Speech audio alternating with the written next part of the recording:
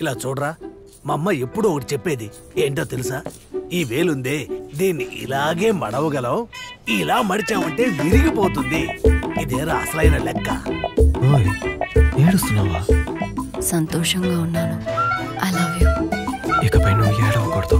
నేను నిన్ను ఎప్పటికీ ఏడిపించను.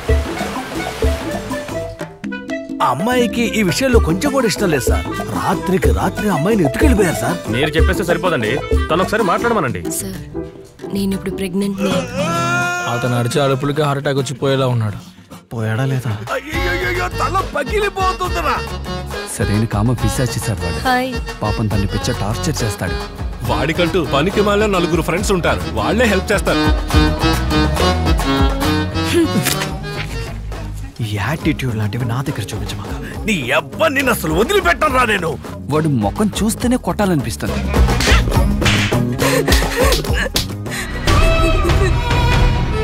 అసలు మీ ఇద్దరి ఉద్దేశం ఏంటో చెప్పండి. డెలివరీ డేట్ దగ్గర పడుతున్నా మీ ఇద్దరికి అసలు సీరియస్నెస్ అనేదే లేదా? ఏంటే నేనేదో మోసం చేసి తీసుకొచ్చి కష్టపడుతున్నట్టు మాట్లాడుతున్నావు? నేను కూడా ఇక్కడ నీతో పాటు కష్టపడుతున్నానుగా.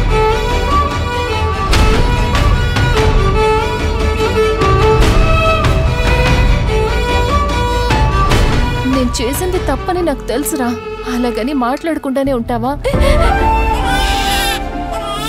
నాయనా, నీకు దండం రా. నేనేం చేయను, ఓకేనా? నీతోనే ఉంటాను. నీ బిడ్డ దాంతో పాటు నీది కూడా కడుగుతాను.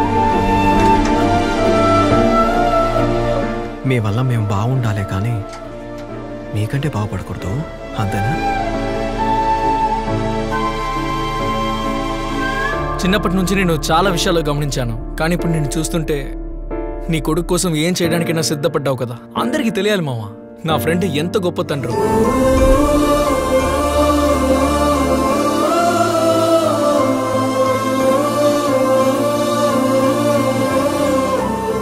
పాపా, నాకు నువ్వంటే చాలా ఇష్టం. You are the best dad. అమ్మ కావాలా నీకు? ఏం చేస్తున్నావు? నేను నిద్రపోయాను.